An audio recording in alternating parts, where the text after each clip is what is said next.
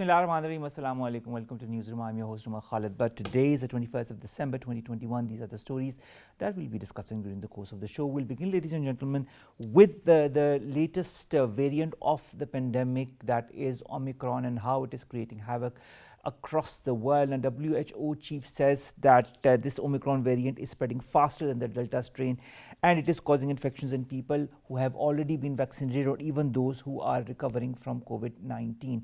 This said, Pakistan also has received cases of COVID-19. What needs to be done, how it needs to be catered to or dealt with by people or by doctors, and also the fact that it is causing a huge dent in the economy of different countries across the world. This is going to be our leading segment of the day. Then our second story, ladies and gentlemen, concerns the OIC summit that was recently held this last Sunday in Islamabad to talk about Afghanistan, how to help Afghanistan economically, how to take it out of the current economic and humanitarian crisis that it is engulfed in. Now, what seems to be a little ray of light is that the US seems to be inclined towards helping Afghanistan and showing greater flexibility as far as the financial sanctions on Afghanistan is concerned.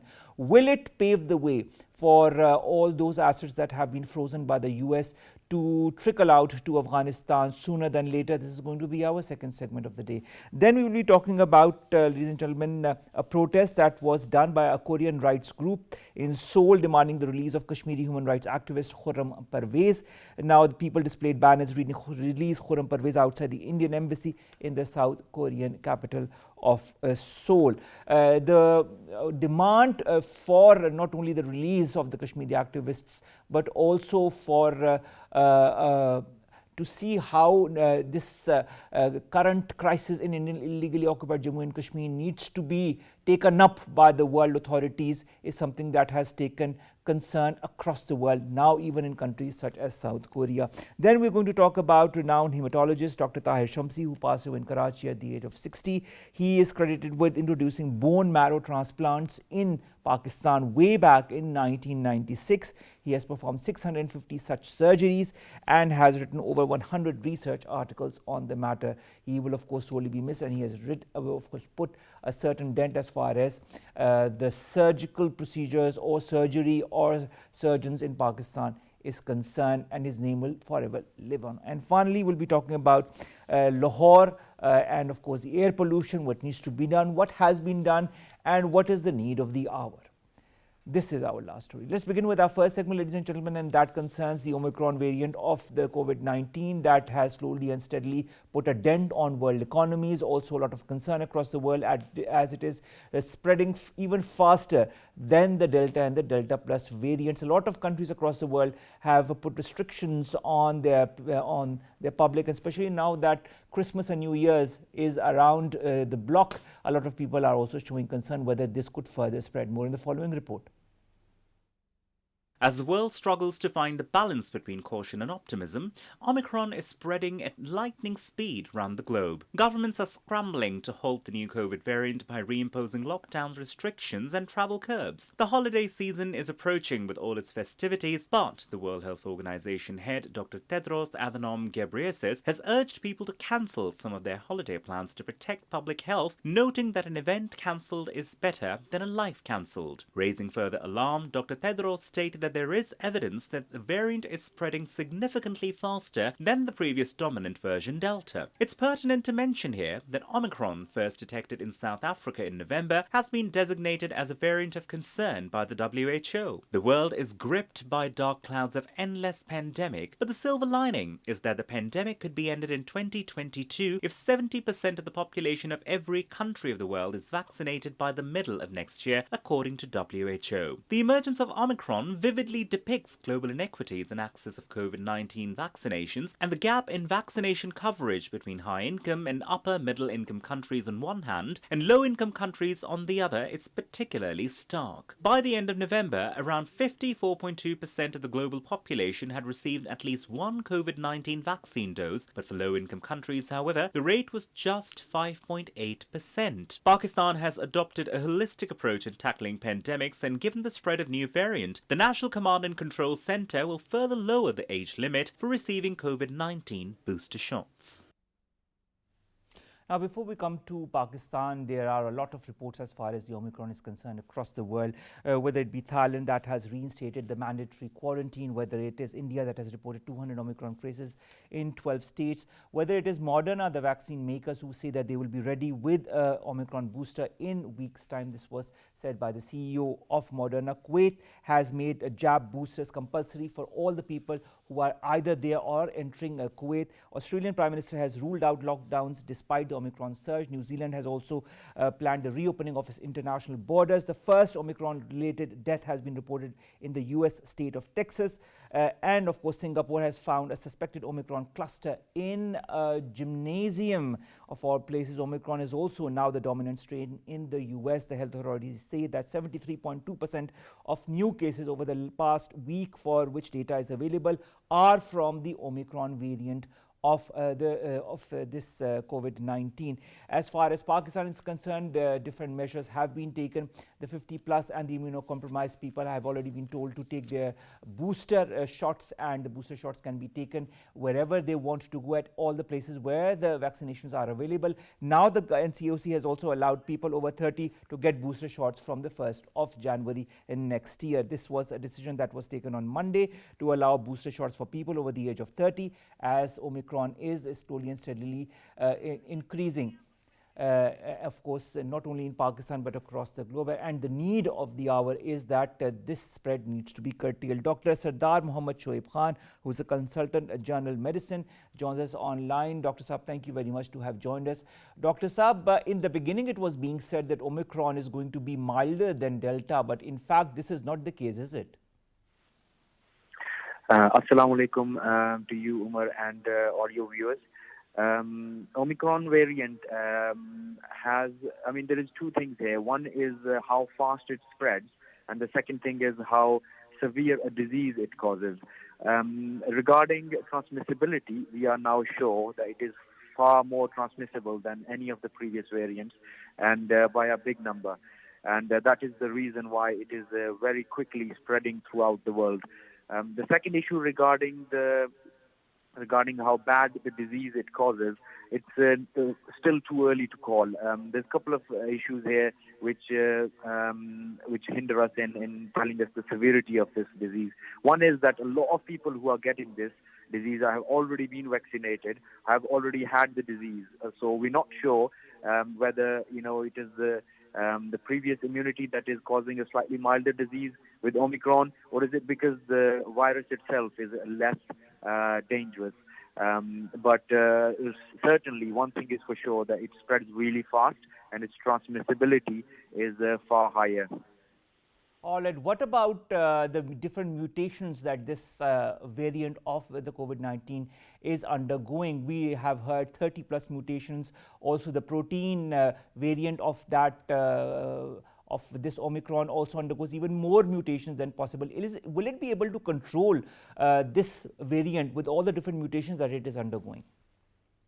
Yes, you rightly pointed out that this new variant has got a lot of new mutations, and 30 plus mutations in the spike protein. Now, this is the protein that is used by the vaccines as well, and our own immunity uses this protein to recognize the virus. Now, since this protein has changed, our immunity is not recognizing it as good, and it is escaping our immunity, whether the immunity has been achieved through vaccination or we got it from previous infection. And, the transmissibility has increased because of that, and this increased transmissibility obviously is causing this very rapid spread of this disease throughout the world.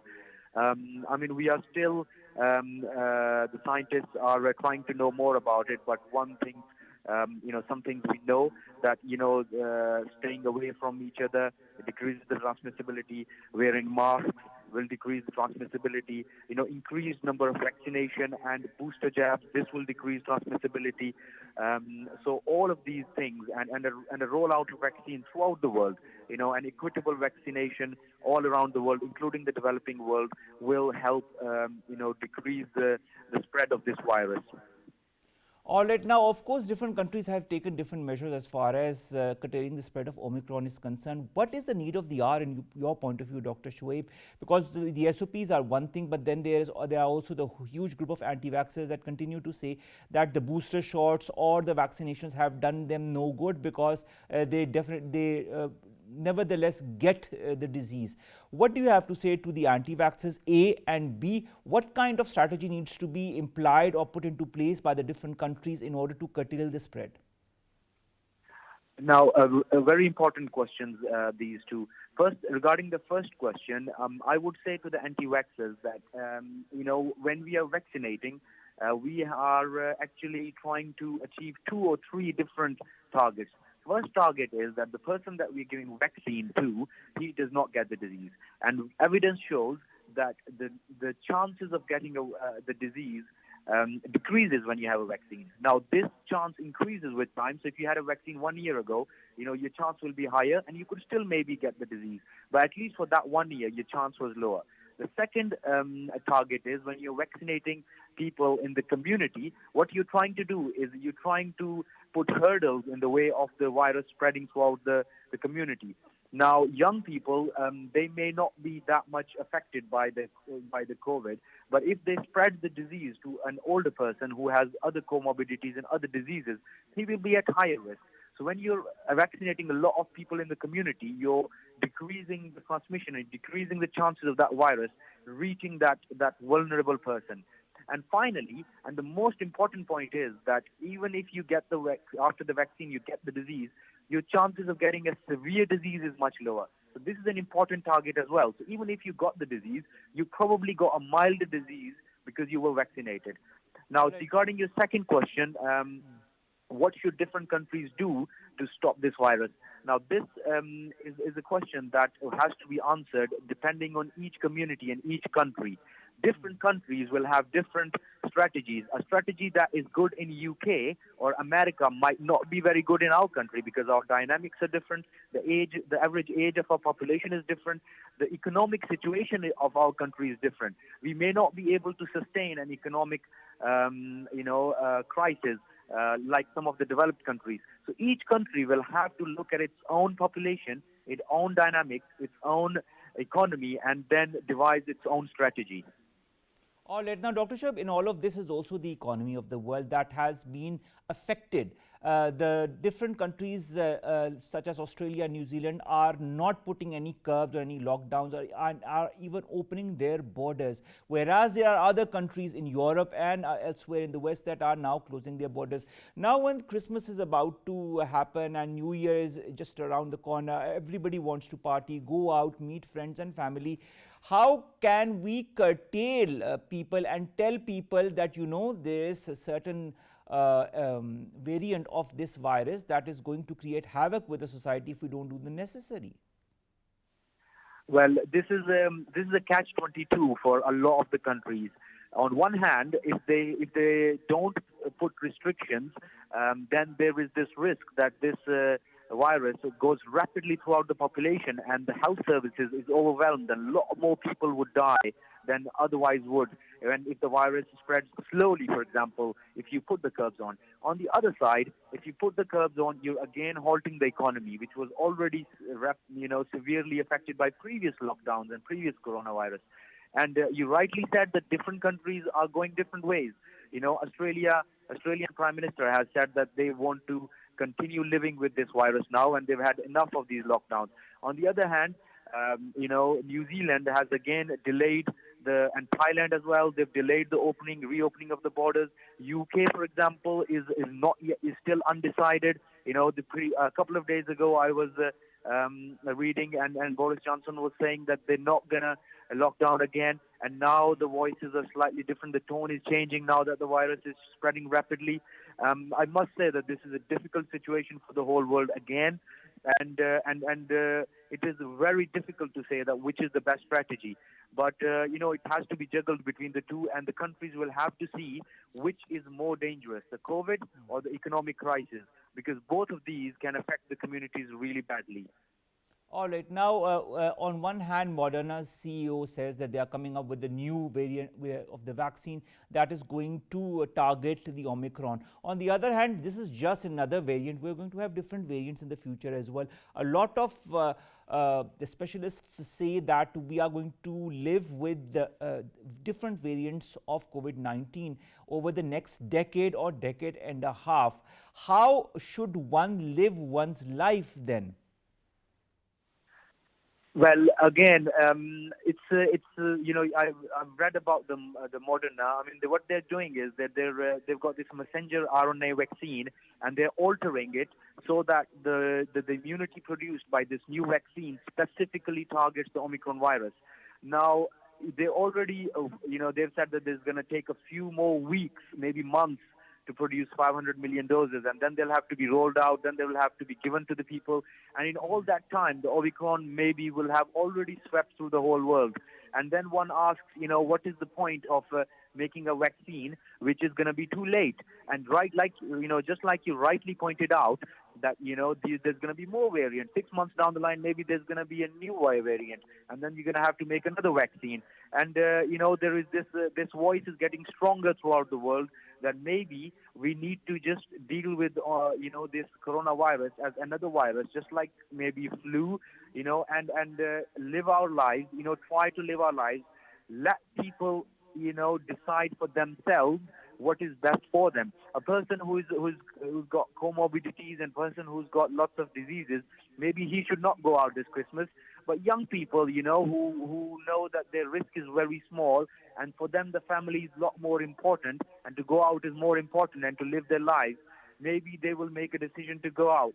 So, this voice is getting stronger. Different people and different countries and different perspectives of how to deal with this Omicron variant and COVID-19 in general. Thank you very much, Dr. Sardar Muhammad Shoaib Khan, Consultant General Medicine, to have joined us and to have talked to us about this new variant that is Omicron, how it is not only affecting countries, populations, but also economies. As far as Pakistan is concerned, Islamabad has recorded 23 more COVID-19 cases. We're talking generally COVID-19 as Jammu and Kashmir, Baltistan, no new cases. Khyber Pakhtunkhwa, 12 new coronavirus cases. Balochistan, 29, and Punjab, 51.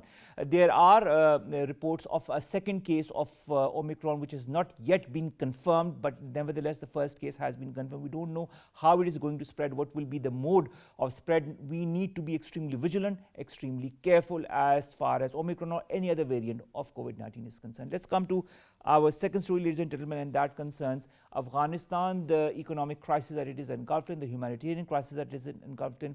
We had an extraordinary session of the Council of Foreign Ministers of the OIC last Sunday, in which all the different countries got together and talked about how to take Afghanistan out of its current crisis. At the same time, there seems to be indications that the United States is also changing its perspective as far as the aid to Afghanistan is concerned. There is a certain flexibility on the financial sanctions that have been imposed on Afghanistan. More in the following report. The grim humanitarian situation of Afghanistan is exacerbated by a serious liquidity crisis, as with the Afghan assets frozen and aid blocked, the banking system near collapse. The economy has been strangled by a lack of cash. The severe economic crunch of Afghanistan is wreaking havoc on masses as the war-ravaged country battles drought, food insecurity, pandemic, and crippling US sanctions. The UN humanitarian chief Martin Griffiths reiterated the warnings of Afghanistan's economic collapse by urging the international community to take action to stop the free fall before it leads to more deaths. Apparently, as a result of Pakistan's robust diplomacy to desensitize the international community in Afghanistan, a senior US State Department official has hinted that the US would show greater flexibility on financial sanctions imposed on Afghanistan. Speaking with the journalists, US official indicated that increased cash flow to Afghanistan would be allowed to put more liquidity in the country facing acute cash shortage. The United Nations has relentlessly raised horrendous spectre of looming Afghan banking system collapse, and in a 3-page report on Afghanistan's banking and financial system, the UN Development Programme, UNDP, stated that the economic cost of banking system collapse and consequent negative social impact would be colossal. Abdullah Ardardari, UNDP resident representative in Afghanistan, Afghanistan noted that without the banking sector, there is no humanitarian solution for Afghanistan. The shattered economy of Afghanistan puts a huge moral obligation on international community to timely act before precipitation of biggest man-made crisis in Afghanistan. To discuss this issue, we've been joined by Dr. Hasnain Javed, who's a leading economist. Dr. Saab, thank you very much to have joined us. Dr. Saab, on the one hand, there has been this very important OIC summit of the Council of Foreign Ministers, this extraordinary summit that was held this Sunday, that got a lot of countries together, and a lot of pledges were made, a lot of decisions were made during that summit. At the same time, maybe because of this summit, or maybe as a change of mind, there seems to be some kind of flexibility as far as the US approach towards the financial sanctions on Afghanistan is concerned. Where is all this leading to? Do you foresee that Afghanistan might come out of this current crisis sooner than later? Thank you very much, Omar. Yeah. First of all, I want to congratulate Pakistan, and firstly that Shah Mahmood Qureshi Saab, the Foreign Minister of Pakistan, announced that the meeting was the Troika Plus, when he comprised to Pakistan, China, Russia, United States, and P5 countries, including Japan, Italy, and Australia. This is very much important thing to grasp the idea and the whole world attention toward the Afghanistan. The Afghanistan matter is the most important matter here. If I discuss the global economic impact of violence so far in the which is 14.4 trillion, the direct war death of the US and allied forces in Afghanistan and Pakistan, you have put up the very important question that is that effort necessary, or is that effort is being changed the mind of Americans, or is that this OIC meeting or summit have changed it, or they have already changed their mind? No, I don't think so that they have changed, because the very important thing is the US Department officials said immediate unfreezing of the 9.5 billion of Afghan asset held by US authorities was not possible because it involves court cases. It involved court cases, $9.5 billion being seized. Now, furthermore, 152 million into Afghanistan recent week. The commercial bank has been frozen. The commercial circle has been frozen. Bank. Do you feel that more such money could could be sent to Afghanistan through Afghan banks, through different financial transactions? And of course, it seems as if the Afghan government is willing to accept this donation or this aid by the US as well. So first of all, I just wanted to come up with the step one and then step two, and then I'll finally come into the second phase.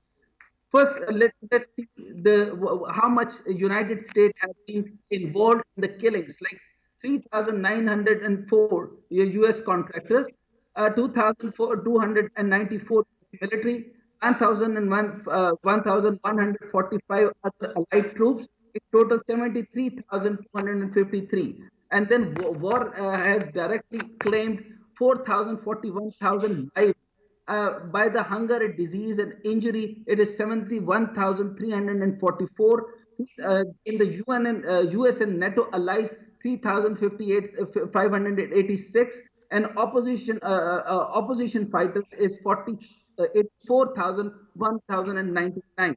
So I just wanted to conclude that what is the outcome of the OIC? Establish that this is the initiative by OIC, and I just appreciate OIC, but it is after 41 years. But would you really think that, they have opened up the sanctions? The whole of the sanction, why they have taken up the so serious in charge of this? Because haven't they seen that they have convicted the Syria? Syria was the 10 countries with the highest economic cost of the violence, and it was being victim. The Americans were the victim of this. They were involved in the Syria with the 59.1%. Afghanistan is now 50.3%. South Sudan is the 46.3%. Central Africa Republican is 37.5%. Somalia is 35.3%. North Korea is 30.6%.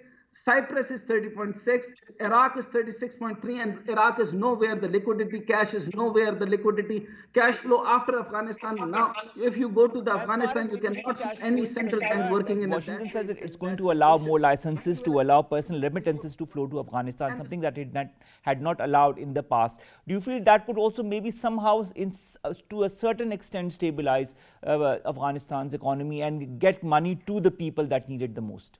Let me come on to this point. Now, this is important. The OIC outcomes is, getting closer to the established humanitarian grounds, because the important point is they have taken their eyes to the humanitarian grounds, because the hunger, the food, the children, the dying of the people, the dying because of the hunger. No religion, no society, no community, and United States, like the amount of peace, if they are talking about the peace, they must not see and they must not delay that much of this thing, and they must not wait the OIC, because they haven't understand the OIC. They are not anywhere into the Myanmar Muslims. They were not into the Afghans Muslim. They were not into the Kashmir Muslim. And United Nations have given the $200 million to the fund. Why they have seized? Why they have sanctioned? Why they did not know that they have not opened up the Afghanistan bank? So now the trust fund under the aegis of the Islamic Development Bank that will serve the channelized assistance to Afghanistan. This is one factor.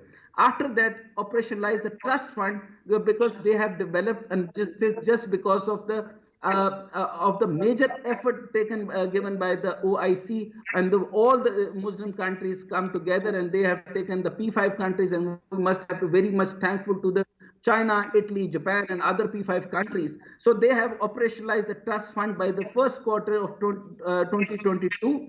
The OIC member, Islamic financial institution, donor, and other international partner to announce the pledge to fund as well as to provide humanitarian assistance to Afghanistan. If they open the commercial bank, if they open, directly the commercial bank, because as I told you, the 9.5 billion Afghan asset will be closed because of the court case, and they will not open. They have to take up the different via.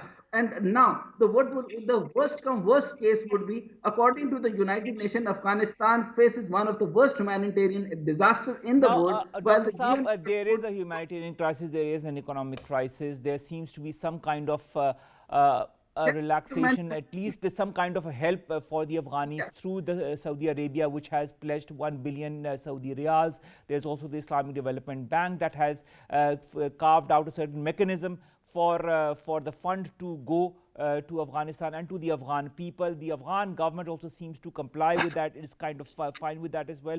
Pakistan has also shared a 6-point strategy to address Afghanistan's humanitarian and food crisis. In all of this context, plus the OIC, plus the US slightly relaxing its attitude towards Afghanistan, do you feel, this is your point of view, but I'd like to know it nevertheless, that aid could come to Afghanistan at a rapid pace? Because the only issue is that despite the pledges, even in the past, the money is not trickling in, or the food or the aid is not properly coming or to the people in the right time. There is aid that has come through the United Nations, and the United Nations is still in Afghanistan as we speak. Nevertheless, what needs to be done now? See, they have to follow the agenda, and it is very much important to follow the first matter of mutual interest.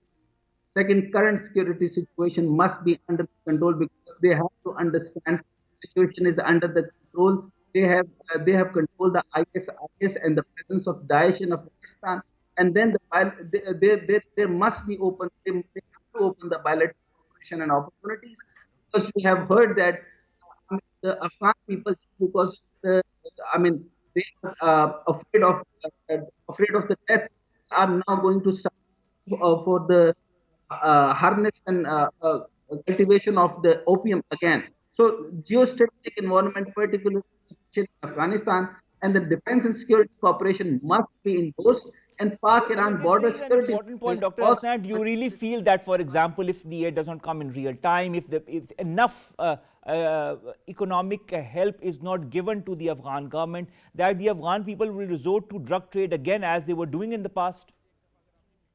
That what I'm saying. That what I'm saying to it. I mean, they will be the part of something. I mean, if the China or the Russia, there are two options. The OIC must have to take up another conference or the setup. So they must have to call the P5 nation or any other nation, or they must have to call only a Troika plus like China or Russia to help the Afghanistan and take out from this unnecessary situation. So second would be the OIC. OIC, if it comes under, have you seen in 41 year, the OIC haven't been very much, I mean, effective in any way out, because they have, I'm seeing to the report that the World Bank Afghanistan Reconstruction Trust Fund to transfer 280 billion by the end of the December to the UN Children Fund. Till the end of the December, when it will happen, they are seeing 23 million people are dying with the hunger, and thousands of the people are dying. They are again going towards the opium, and there is no timely solution is being done and involved. So U.S. Secretary General of Humanitarian Affairs, as you said, Omar, you have mentioned this, Meredith Griffith, remind that the word that is now is the time to save Afghanistan from the total Because collapse. Afghanistan is in an economic free fall. I'll say quote unquote. This is what Mark Griffith said. Yes, you rightly said. You rightly, I mean, quoted the word that to save Afghanistan from the total collapse. So this is the same concern from my side is again that, and the third important issue is, where is the, I mean, we are working here in OIC. We are requesting the whole world to save Afghanistan. People are working for the Afghanistan. They don't want to turn back into the black economy side. They don't want to turn back into the, militarization and other thing. But here on the other side, India is, I mean, involved in the other sort of the dialogues, and they are working on the, they are taking the Uzbekistan, Tajikistan, Kazakhstan, Turkmenistan, and Kyrgyz Republic were attendance to the New Delhi, and they are said that the regional consensus of the 5 central countries that Taliban, they are working on the Afghans and the Taliban threats, and they are rooted, and they're figuring out what was the root cause of the terrorization and the extremism and the external. I mean, this is all given by the External Affairs Minister, S.S. Shankar said. So India is involving in the conspiracy against these things, and people are dying in the hunger. And Afghanistan is a, crisis of the humanitarian crisis. So rather to work on the humanitarian crisis, they are working on to the conspiracy. And so far, I haven't seen any bank, because the court law, the court sees and court central banks and Afghanistan bank and the other IMF aid yet not being transferred. I'll wait for another 2 to 3 days.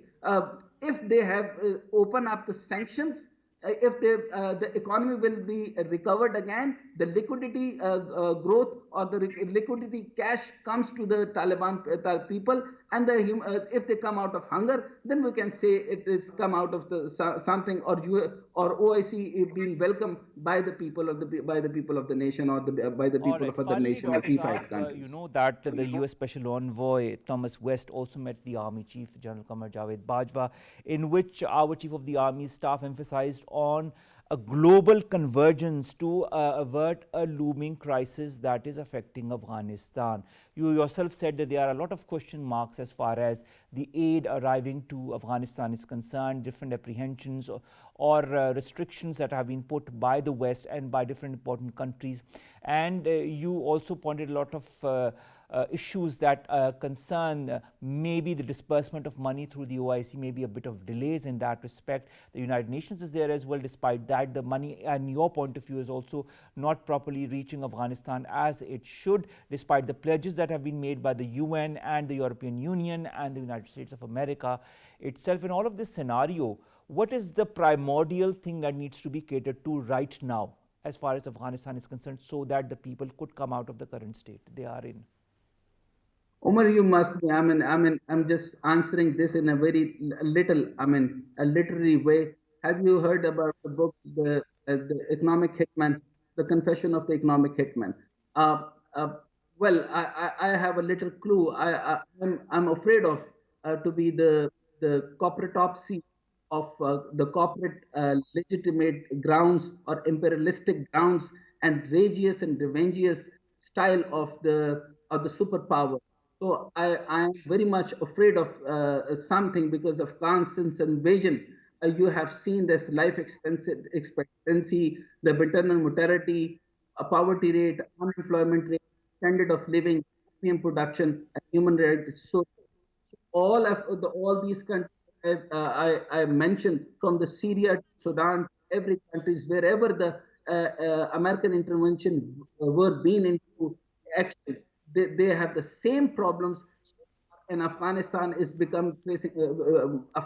facing the same problem. Now, the UN or the United Nations, any envoy come to Pakistan, Pakistan is the main pivot.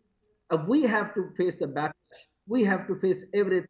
For that reason, I think the Pakistan Forum must have to call China and Russia at urgent and other countries together, because other are the ally countries. We don't have to talk to Israel or the India or even from the Australia countries. Yes, we can appeal for the all over the world on Firstly, Dr. Saab, let's see how the next couple of days go by as far as those pledges and as far as the trickling of money inside of Afghanistan, the food. Pakistan has been sending it, so have been different other countries and through Pakistan definitely. But let's see how all of this translates in the next few days, how the result of the OIC summit will translate into concrete action. Also, the fact that every single day that passes is a day lost for Afghanistan, for the Afghan people, because they need this aid, they need this money and shelter at the earliest. So let's hope and let's pray for the very best. Thank you very much, Dr. Hasnain and Javed Saab, to have joined us and to have talked to us about the humanitarian crisis, the economic crisis, and how there seems to be some kind of a change as far as the US attitude is concerned. But this change needs to be also translated into some kind of concrete action. Let's go to our last three stories, ladies and gentlemen. The first by concerning Indian illegally occupied Jammu and Kashmir and the arrest of Khurram Parvez, who's a Kashmiri human rights activist by India. And the protests not only have emanated from other countries, but also from a country such as South Korea. Now, there was a protest in South Korea, in Seoul, by a group of people. On Monday, they demanded the release of the Kashmiri human rights activist. This group is called the Just Peace Foundation in South Korea.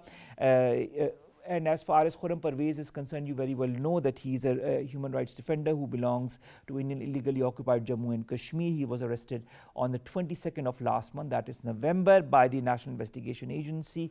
And thereafter, we haven't heard much as far as what's going to happen to him. That is why there is a lot of protest from across the world. And the fact remains that in illegally occupied Jammu and Kashmir, there are a spate of such arrests, not only of that of Khurram Parvez, but also of so many other activists and those who are trying to fight for the rights of the people of Indian illegally occupied Jammu and Kashmir, the right to self-determination. Now, as far as Khurram Parvez is concerned, he is a coordinator of a local human rights group that is called the Jammu and Kashmir Coalition of Civil Society. Also, the Office of the United Nations Commissioner for Human Rights has expressed concerns over his arrest. Now, let's see if those concerns, those protests also lead to the release of Mr. Khurram Parvez. Let's move on to a rather sad news, ladies and gentlemen. A renowned hematologist, Dr. Tahir Shamsi, has passed away in Karachi at the age of 60. He was suffering with a brain hemorrhage and was admitted to a hospital, and he succumbed to, of course, this ailment. Dr. Shamsi had been put on a ventilator a few days ago. He died earlier in the morning.